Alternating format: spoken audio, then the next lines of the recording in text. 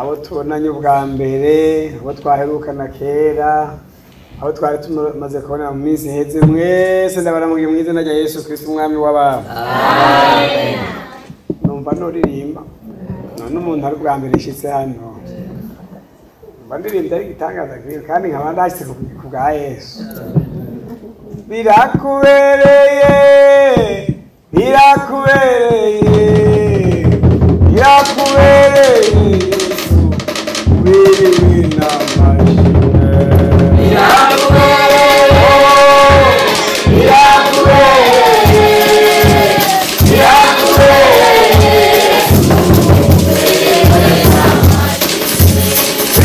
birakubereye, iyo ndirimbo yanjye. Birakubereye, urubwami bwawe. Birakubereye, uberewe n'amashimwe.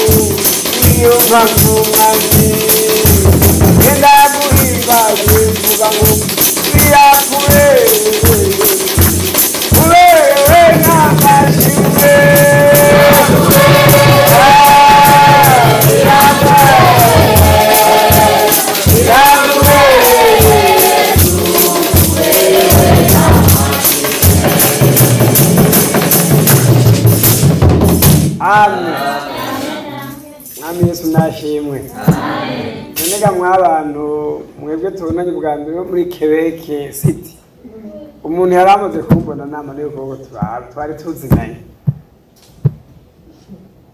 ni umwe gusa naye mfise ideni ryo kuza gusubira gukura musa nkakubona. Namwe ari ubwa mbere tubonanye, bibaye byiza ko tubonana. Imana ni habicuranye. Muri ndiye ngo ni heri kuona ndugu njiani pa kwenda mbinguni.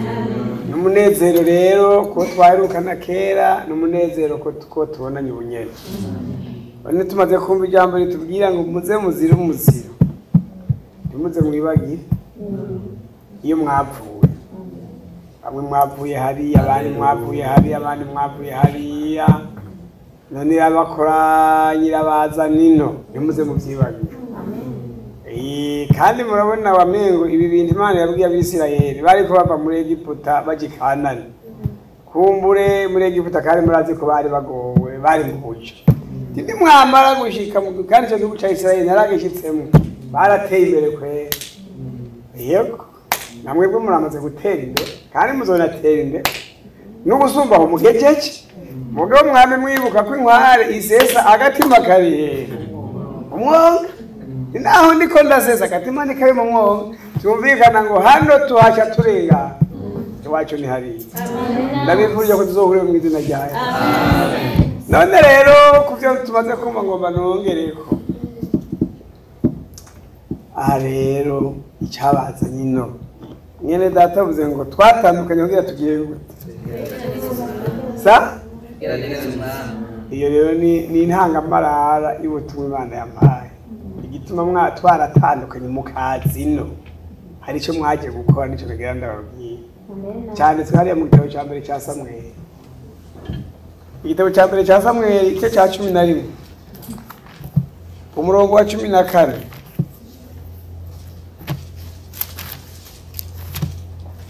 Hanyuma mhipa mu gihugu naho ndagenda cyose barampaye nasho none munsi nazirose ziva muhira muzakire mu izina rya Yesu. Amen. Hanyuma rero dusomera mu gitabo cya mbere cya Samueli igice cya 11 umurongo wa 14 mwashitse. Maze Samueli abarira abantu ati nimuze tuje tugiye gute soma rero mwese mubisome neza byumvikana rimwe kabiri gatatu. Maze Samueli abarira abantu ati nimuze tujigira ubwari dusubire dukomeze iby'ubwami. Amen. Dusubire dukomeze iby'ubwami. Kino gihugu muriko murakiraba nta bintu by'ubwami byahabaye kera. Hano harabayeho iby'ubwami. Ni ukuvuga abantu batanguranye ubutumwa bwiza mu myaka ya kera ngaha iby'ubwami bw'Imana bari barabimenye. Muzozunguruka muzosanga hariho n'amasengero menshi yabayeho ngaha nayo yaramaze kugara mugabo yarigeze kugururwa. Ngaha rero Samueli ngo abwira abantu ati nimuze tuje igirugari dusubire dukomeze iby'ubwami. Cyabazanye no rero no gukomeza iby'ubwami. Ubwami bwa Yesu. Ururunganwe rwacu ruratandukanye n'urunganwe rurenganye ruza rwashyize mu ijuru haraheze imyaka 80 ijana n'amajana menshi, kuko ubwo runganwe rwarenganye nibo rwaje gukomeza ubwami iby'ubwami hari iwacu twe tutarabaho kandi rwari ruhagaze mu nkomezi. Nimwibaze nk'abantu batuzanye ubutumwa bwiza muri ya myaka ya 35 cyamwibaza mu Burundi wacu nyine hari hameze, hari huzuye umwijima, hari huzuye imana atari imana zibigirwama, hari ukubandwa, hari ubupfumu, hari ibintu by'ibibi gusa. Mugabo kubera gukomeza iby'ubwami abamisiyoneri baratuzanira ubutumwa bwiza agakiza karaboneka ishengero raboneka Imana ni hawe icyubahiro. Amen. Bene mwebwe mwibajije twebwe tukishira ku munzane wabo igihe bazo bariko baratanga raporo y'ukungena imyaka yabo itabapfuye kubusa, natwe dukwiye kuzotanga raporo nk'iyo nyene tuti natwebwe mu gihe cy'iwacu imyaka yacu ntiyapfuye ubusa. Amen. Amen. Nagomba ndabakeze mwebwe mubonetse muri imbanza guseruka mu butumwa bwiza hano hantu. Amen. Nacyo bitwaye naho aho bahari ubugaragwa mugo kizima habonetse abatangura. Amen. Mu myaka ijana iri imbere amajana 2 twebwe tutakiriho ishengero nirizo baringanuko bazobara ibihumbi n'ibihumbagiza murazofata udufoto bazohore babaraba ati aba nibo batanguye. Haleluya. Atuye yavuze ingoma yari umujenama. Haleluya. Bazabamenye ibintu byatanga kuko bitanguye habica bishishikara. Nimugire ikibazo bizoshishikara mwebwe mukubita umurisho gusa. Ndabona ngene hugaye hari ijwi ry'Imana rizoca muri iyo ngoma rishike mu mazu hirya no hino bazi. Dutegezwa mugabo guhagarara neza kugira ngo dukomeze iby'ubwami. Amen. Yaradutumye eri murabari muri Matayo 2:8. Matayo 2:8 murabe ngene havuga ku murongo wa 18. Havuga ngo mwashitse abantu dukomeze iby'ubwami muri kano kayo bamunyaza gusoma Bibiliya tumenye naho byanditse dutebutse kuko dovisigo wagikomeye cyo kunyarutsa. Murazi ko tugeze muri siècle de vitesse, siècle yihuta cyane. Umva ngene havuga mwashitse 2:8 havuga ngo Yesu arabegera arabwira ati jewe nagize gute naho barose mw'ijuru no mw'isi twatumwe n'umunyenkomezi. Amen. Amen. Gore biganza tumuramutse. Tunamushimira. Amen. Haleluya. Titwatumwe na nyumba 10. Haleluya. Titwatumwe na nyumba 10. Twatumwe n'umugabo. Amen. Yarivuza amazina ngo jewe nahabasha bungana gute hehe na hehe haleluya cyangwa ngo ari gikwiranye kuri 19 nuko nimugende muhindura amahanga yose abigishwa mubatiza mu izina rya data wa twese n'iry'umwana ryamwe yera mubigishe kwitondera ibyo nabageze byose umve ndi kumwe namwe iminsi yose gushaka kumuherugise amen amen ari kumwe natwe bya mwari muzi ko ngaha haleluya amen suya mu muramusari ngaha amen arahanye haleluya arahanye Haleluya. Yavuze ngo nzobane kumwe nawe. Naho uzoburi wenyene. Amen. Haleluya. Akaravuga ngo mugende mudatinya. Akaratubwira uwo ari we. Hagiye utumwe n'umukuru. Sisho kumwe no gutumwa na nyumba kumwe. Kiravuga ngo genda jewe ndagutumye nitwa uwahawe ubasha bwose mu gihugu no mu ijuru. Amen. Nuvuga aho tugeze haba hari ubasha. Ibisigo biradutinya. Haleluya. Biradutinya. Kuko yatubwiye ngo tuzobane kumwe nawe. Amen. Akatubwira ikintu gikomeye ngo mubwire abantu mu bahindura. Yaduhaye umuti wo guhindura. Haleluya. Yaduhaye umuti wo guhindura. Timuze mwikengera ukazokwikengera uzoba utamenye uwagutumye uwari mugabo niwamenye uwagutumye uwari we imbeho niba nako muri mu gihugu cy'imbeho uze muhagare nk'abadateteye mu izina rya Yesu muhagarare nk'abashushe indani mushuhijwe na Yesu yavuze maze iminsi ngenda muri iki gisagara ca Montreal ca Ottawa harimo nkagenda nkatamara tuhuye n'umuntu nkagenda batatu umuntu atotsindwa n'urubanza ngacampagarara ntiwamuntu mwaramuzi nagirana kwifuriza ikintu gikomeye akanyitegereza kuko ntibamenyere abantu bahagarika ngo babayagi nigirana kwifuriza ikintu gikomeye n'agakiza ku mwami Yesu bitavuga ngo thank you very much akashimira haleluya tuvise ubutunzi bukomeye kuza gusangira n'abantu uko mugenda kose umva ngene ciyabo amuce mu byumva rero ngene yatubariye yaradutumye nimba mwara kino nkuko pastor yavuze muzotunga mutunganirwe mugo ni mwayoberwa misiyo yanyu naho muzoronka ibingana ibirara hanze no mu ntaco bizobamara bizokumarira iki ejo twamanye muri no misi twamanye n'umutamu umwe yari n'umutamu yahawe igikorwa cyo kuvuga ubutumwa muri Afrika hanyuma rero yatwaye ubutumwa bwiza muri Afrika yatwaye yagiye akora orphelinariya muri Afrika hanyuma rero ngo imisi yose akama utwara hose arubika muri orphelina utwara hose arubika muri orphelina umugore waramwitegereza kumwishara muta jewe umugabo nk'uyu nawe ngene acaramuta amutaye ngo bacafata inzu bari bafise baragurisha baca baragabura ngira ngo nutwo bagabuye wa mugabo cyasubira rubikariya muri Afrika hanyuma rero cyabayemo ashajya gupanga apanze none yagira ati nakare buno butunzi bucampfa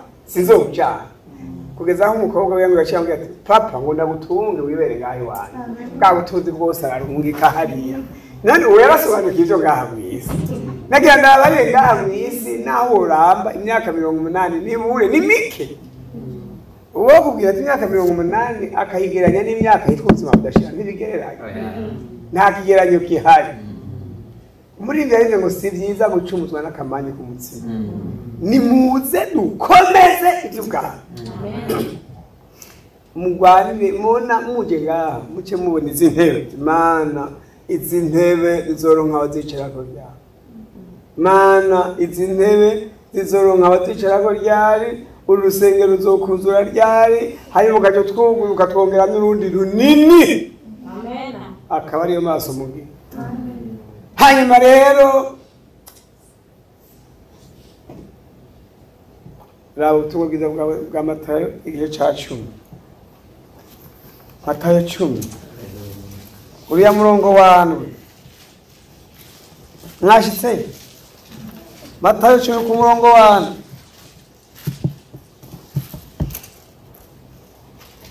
mwabo uko mugenda kose mwigishe mutiki murumva ijambo yaturumikanye kubwira aho tugeze yuko ubwami bwo mwijuru buri hafi tubwire abo tubonye tubwire abato n'abakuru, tubwire amahanga, tubwire abari hafi n'abari kure, tubabwire ati ubwami bwo mu ijuru buri hafi.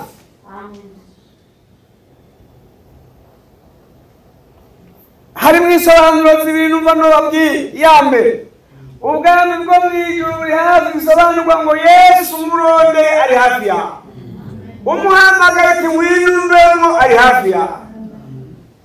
Ukwiye kubwira abantu icyo bakeneye Yesu. Bajya bose muzobona bishwe n'itabi, bajya bose muzobona bishwe n'urumogi, baza bose muzobona bishwe n'ubusambanyi, bishwe n'akaboregwe, bishwe na depression, hajya bakeneye ikintu cyitwa Yesu Kristo umwana w'Imana. Rero ubabwiye umubarangiye bakamwakira aca bagirira neza. Ururunganwe rurago. Twamye tuyaga n'umuntu mu gatondo ambwira ati abana benshi bamwe batubwira ngo nta kindi barota kwiyahura, kubera ko ubuzima bubagoye, kubera ko ubuzima bubaruhije. Umwe yaga n'umuntu ati benshi haje no bigenza gute ngo niyahure. Bamwe baranywa ibinini bakire, udamwe ibinini ngo bapfe ndiba. Kubera iki? Kandi muzosanga benshi muri bagomba kwiyahura, nabo usanga bari mu madini bicaye ngaho mu madini, mugo barimwo batarose Yesu. Ndabifurije mwese kubya Yesu mu izina rya Yesu. Kuko buryo umuntu atanga icyo afise, utamufise ntiwo mutanga. Oya, murabona kenshi na kenshi muri no myaka abantu bafise idini, bakiriye idini aho kwakira Yesu. Iyo umuntu rero afise idini nawe nyine atanga idini, ariko ufise Yesu atanga Yesu. Ufise idini aravuga ati hariya mu idini wacu ndagwaye kandi ukazayo, mugabo ntihagire ikindi ronka. Mwebwe ndabifurije kugira Yesu muze gutanga Yesu. Umuntu akwiye ufise Yesu atanga Yesu. Ngaha rero Yesu aravuga ngo uko mugenda kose mugira abantu mutubwami bwo mu ijuru buri hafi.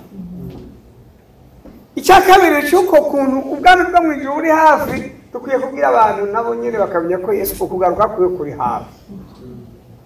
Nabyo nibaza twebwe murabona ndamaze imyaka itari mike mu ishengero, ntangura kugereranya ubuzima bw'ino myaka tubayemo, ndabugereranya n'ubwo n'igihe nakizwa ngene nasanze abantu bameze.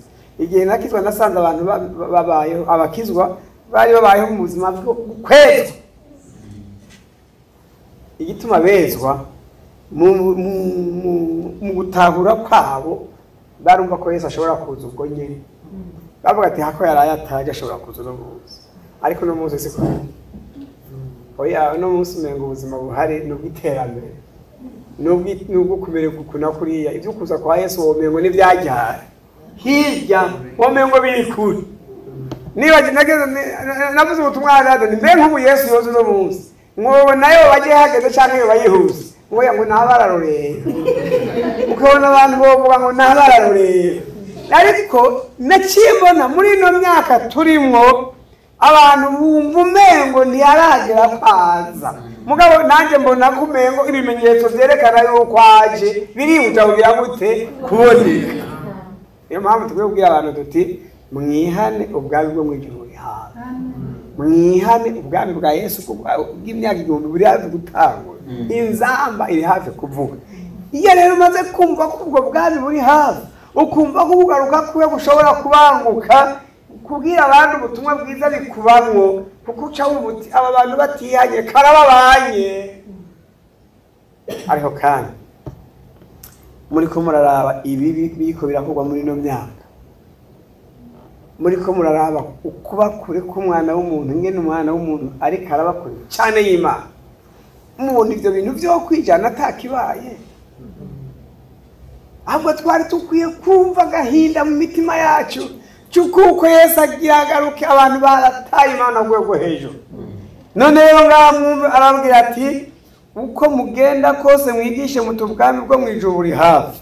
Acabwira n'ikindi ngo mukiza abarwayi, muzura abapfuye, mukiza abanyamibembe, musenda abadayimoni, mubihere ubusa mu bitangira ubundi. Amen. Aha rero turungikanye umuti wo gukiza mu buryo bw'imhemu no mu buryo bw'umubiri. Tugeze ahantu tugasanga abantu barapfuye mu mhemu tubazura, tugeze ahantu tugasanga abantu barabaye impumyi mu mhemu turahumura amaso, tugeze ahantu tugasanga abantu bagendana ubumuga bw'impwemu tubamugurure uko tubasanze kose tubatabara nicyo yadutumye gukora mugabo kino gihe ni igihe cy'ikizazane n'igihe umuntu akimbura bugirire n'igihe cyo gusubira inyuma n'igihe cyo kwitiranya iby'idini n'iby'Imana igihe cy'amera iby'ubwami bw'Imana abantu barabivuyemo maze igihe nibaza ni kubera iki dushobora gusanga hariho urungano rw'abantu barukijijwe urundi ugasanga ntirukijijwe ugasanga barabayeho barakijijwe mugabo bazobakurikira barabivuyemo umuntu ariko arabyihweza cyane iri banga ryo gukomeza iby'ubwami iyo ritageze neza urungano rw'inyuma ntacyo ruhakora ndiko ndaraba nk'imyaka tugezemwo muri iyi myaka tugezemo umuntu ariko aribaza nigeze kuja hamwe nigeze kubaza abanyeshuri bamwe ndi umuntu yakunze kubana n'abanyeshuri hanyuma rero ndabaza abanyeshuri ni mwe abanyeshuri mwebwe ibi bintu mbona muri ko mubigendamwo buhoro buhoro wowe buhoro ujya mu rusengero ryara ati ndose akanya ngenda kuwa Mungu nawe ndose akanya ngenda kuwa Mungu ndi none abantu basenga ku munsi w'Imana gusa ntibaronka uwundi munsi uja gusenga babita gute ati babita banyandwi ndi none mwebwe ko muri banyandwi abana banyu bo bazoba bande acarambye ati bazoba banyamwaka nimba turonka umwanya rimwe mwiyinga abana bacu bazogenda rimwe mu mwaka nuko rero urungano rutabaye maso ngo rukomeze iby'ubwami ruca ruhereza urundi rungano rw'inyuma ibinyantege ngaho Yesu aravuga ngo uko mugenda kose mugende mwihuta mubwira abantu iby'ubwami bw'Imana kandi muce mubakiza haba mu buryo bw'impwemu hamwe yavuga ngo nahabubasha mu ijuru no mu isi yaciye abuturungikana ngo tugende turabutaha cyo bituma bene data hano rero iwanyu muri Quebec City mufise igikorwa gikomeye cyo gukomeza iby'ubwami mufise igikorwa gikomeye cyo kuvuga ko igikorwa cy'Imana cyatanguye hano hantu mufise ibanga rikomeye ryo kugendera ababanyi banyu mufise igikomeye cyo kuganiriza ababanyi banyu mukababwira iby'ubwami bw'Imana urabona nasanze muri iyi myaka mpora nkunda kubaza nti mbega uyu muntu uramugendera undi uramugendera nta ugendera uwundi mwebwe rero bikwiye guhinduka muteza kugendera abandi mu izina rya Yesu kuko none muzotanga raporo none uwitwa Fumbere iyo atinya kutugendera i Burundi twari iki iyo atinya kutugenda iyo atinya kandi ntibibaze ngo nabo nyene byari byoroshe igihe bazana ubutumwa bwiza mu gihugu cy'iwacu mwaza ngo byari beze gute baratinya umuzungu bagira ngo araryana bagaca bamuntu bakiruka bagahunga mugabo ntiyirutse nawe ngo abahunga yarabakwikiye ntimuze rero mubibaze ngo muzobabwira mutabashikiriye dute nguko mugenda kose mubwira abantu muti ubwami bwo mwijuru buri hafi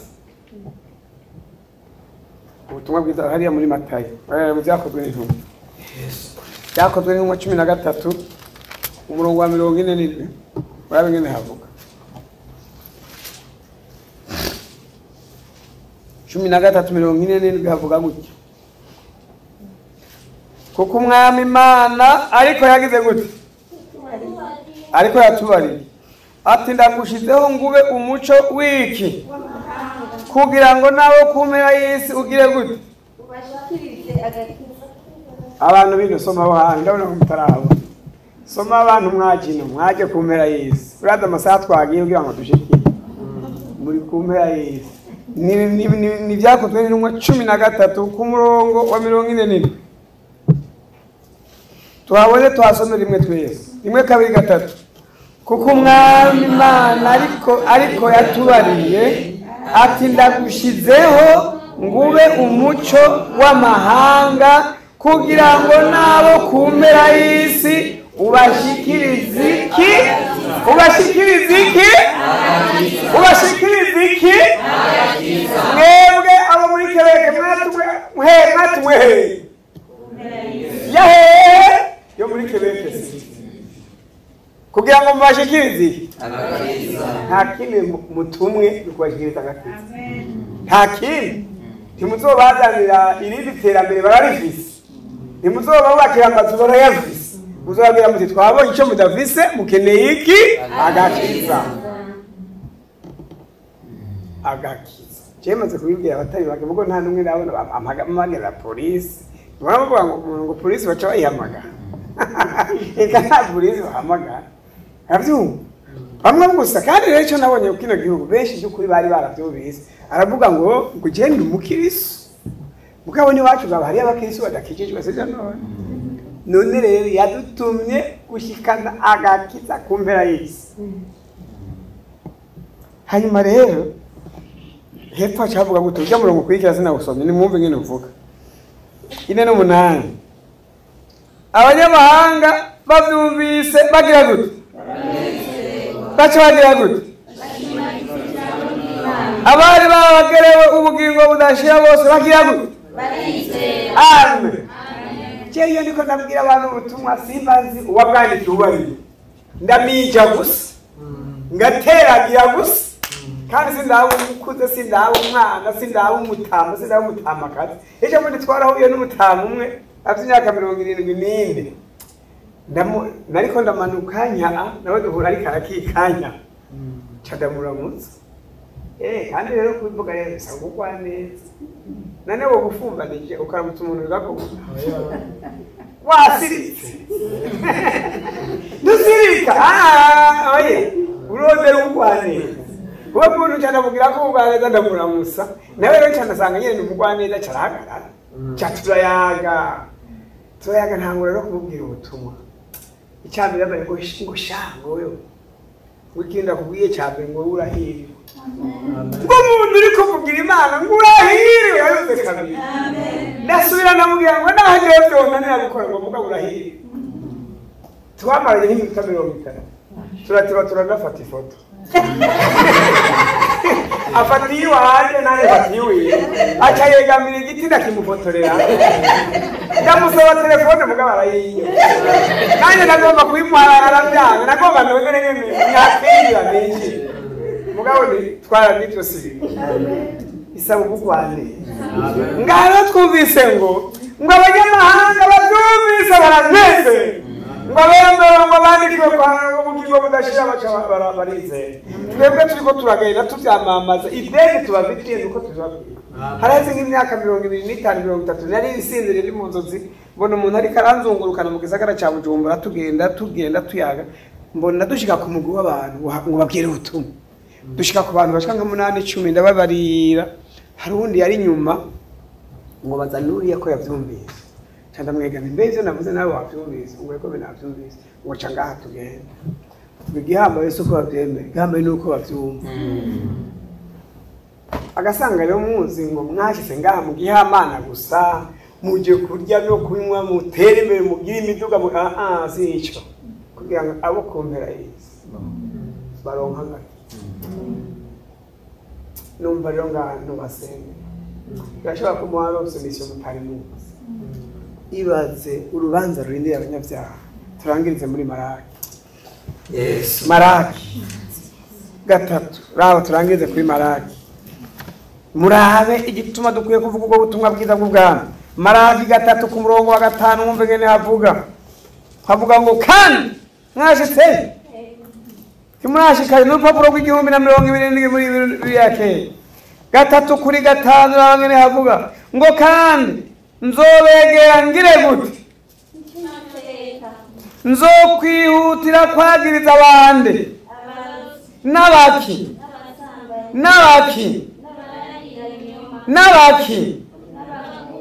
umucange ingero yiwe n'abanyikiza umupfakazi n'impfuvyi bakagirira nabi nyamukira nanjye ntibanyubahe nikuhoraho nyene ingabo agize dufise igikorwa cyo kubwira abantu buca bagirizwa ko bo kwihuta bakihana kugira ngo ntihaze bagirizwa ivyo bintu rero niyo mpamvu yabashikanye ku mpera y'isi nanjye kubona ni ngaha Imana ishimwe ko icyo yatumye gukora ndagikoze aha ndahekeje uca nisubira hari ubwo muri wese ndabazanye no mwazanywe no gukomeza ibyo bwawe Kristo ahejeje gukora ibikorwa by'iwagira binonosora bihejeje mbere agira duka cyasiga bwabishwe cyo ndahejeje igikorwa ndabasigiye cyo mfise ngiye kubategurira amazu ninaheza nzuza kubacana none yari karategura natwe turiko turakora nimukorere n'izina rya Yesu.